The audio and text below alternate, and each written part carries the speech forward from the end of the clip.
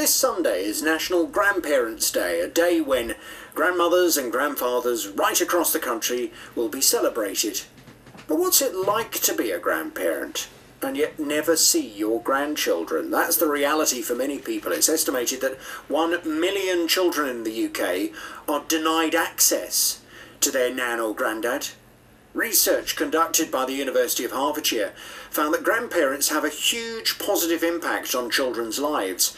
However, grandparents in the UK have no automatic right to contact with their grandchildren. It could be down to many reasons, including family feuds, divorce, and distance between relatives. But I'm interested to hear from you this morning. Perhaps you're a grandparent who's battling to try and see your grandchildren, or maybe you yourself were denied access to your grandparents when you were growing up and you want to talk about the effect that had. Pick up the phone, come on and share your thoughts. 03459 455 555. Do you know what it's like to not see your grandchildren? Marion Turner is from Milton Keynes and is the founder of Grandpart, a support group for grandparents alienated from their grandchildren. Good morning to you, Marion. Morning, Jonathan. How come you set all of this up then? What was your experience? I found myself in that situation, being a grandparent that was denied access. I mean, this goes back 6 years when my son met someone that had already had two very young children, and I could tell from the start that she didn't really want us in her life. She made that pretty plain by her hostility. And then they got married and had my first grandchild.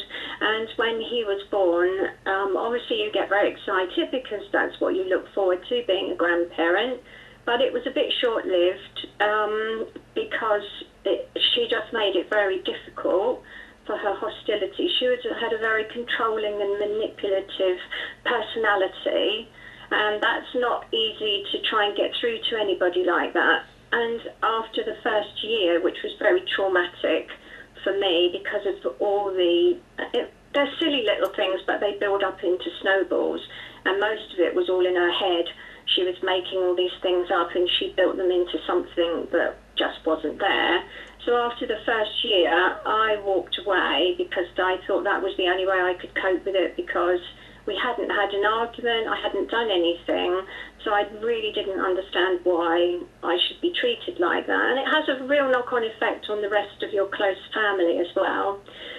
So we used to always talk to family and friends, but, you know, after a while you think that they'll probably get fed up with you keep talking about the same thing over and over again. But because it is very hard. So from that moment, when you kind of decided that the relationship between you and your sons, did you say they'd got married? Yes, they did. Okay, yeah. so the relationship between you and your daughter-in-law had broken down to such an extent that you just couldn't be around her and you couldn't have anything to do with her. They'd already had a child together, your grandchild, yes? Yes. And how old was your grandchild at that point? He was a year old then, because you also lose your bond with your son as well, because obviously it was his wife, so I guess he felt that he had to be loyal and stay with her. But you know, when it's your child, whether it's your daughter or your son, and they suddenly turn against you for no apparent reason, that's probably more heartbreaking than actually not being able to see your grandchild, because you've lost that bond with your own child as well. It is odd. I mean, I've known it happen as well, and it is odd that a son who has known his mum and dad, you know, for his whole life, can suddenly, just because he falls in love with a woman, can suddenly disregard all the previous experiences and just focus on this new person rather than and disregard that mum and dad, as happened in this case. So he never ever kind of said to you or to her, look, there's obviously a difference of opinion between the two of you. I will see my mum and dad on my own without her. No, I asked him that on several occasions. I used to get him over to have a cup of tea and ask him, you know, what out of all of this did he think was normal. And I think the trouble is, when you're dealing with someone that's very controlling and very manipulative, being that close to them as their husband, I guess he was might have been scared that he didn't know what she would do. Maybe she might have said, I don't know, she might have said, well, you know, that's it, there's the door, off you go. And maybe that was what was in the back of his mind, I don't know. And that's why I set up Grandpa, because I was spending so much time talking to friends and family. I wanted to find if there was anyone else that was in my situation, which I found out very soon that there was a lot. So I set my first group up in 2015 in Milton Keynes, and it's grown from there really. And I've got a second group in Northampton as well. I've got 2 solicitors that support my group. I've got an MP, Ian Stewart, who supports it and is patron of my group and does a lot to get this into Westminster. So you were separated from your grandson for a number of years, I gather, but that's recently changed. What was it like being apart from him and not being able to have anything to do with his upbringing?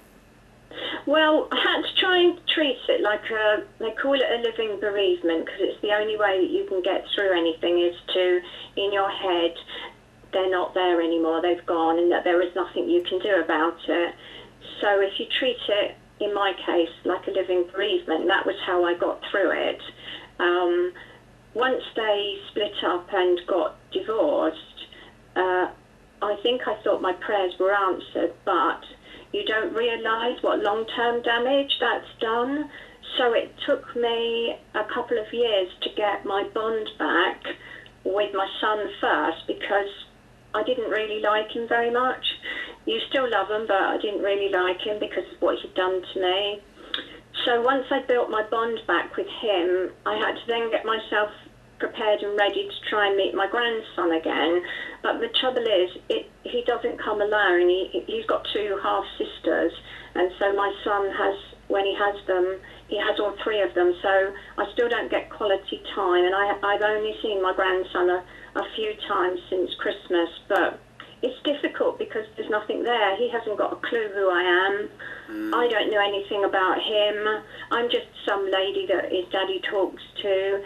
That 3-year gap, 3.5-year gap now, and that's so sad. A lot of damage. That's so sad because I mean, I was lucky enough to have I had 2 grandmothers. I mean, one of my grandmothers is still alive, bless her. She's still clinging on to the wreckage. I had another grandmother who lived till she was 100, and I had a granddad who died many years ago. Unfortunately, I didn't ever know my father's father. But grandparents for myself and my brother were hugely important. You know, particularly my grandmothers. Both of them, in different ways, were wonderful. I mean, as kids, we used to love going there for weekends to stay with them, and we'd get up to all kinds of mischief while we'd be staying with them. We'd be spoilt. We'd be allowed to do different things. I mean, it's a completely different experience, and they were an important guiding factor, certainly for me, and I'm sure for my brother as well. So for your grandson to not have that influence on his life, I mean, it's sad for you, but it's also very sad for him. Well, he had that from other grandparents, because when families split up, you've got grandparents on both sides, and obviously his mother has grandparents and great-grandparents, so he wasn't missing out on anything in a sense because he had all those other grandparents. So I was just another one out of many that he's got. It's not like I was the only one, but he is my only grandson. So it probably hurt me more because I didn't have that bond with him that I really wanted to have. But it probably didn't affect him because he had others that he could go to, stay with, have all those things like you say. How do you feel about his mother now? I don't have anything to do with her. Obviously, I don't need to see her. Do you hate her? I did. Yeah, I did have to go to a family wedding where she was last year. Unfortunately, why she got invited, nobody knows, but she did. And she's very toxic, and I just found it really hard. It was difficult not to slap her, but her children were there, and so it was hard. But yes, I do. I think I've hated her from the time that she just started this. So, yeah. Marion, thank you very much indeed for your openness and honesty. 03459 455 555 is the telephone number. Do you know what it's like to not see your grandchildren? If you have a story to share, I'd love to hear from you.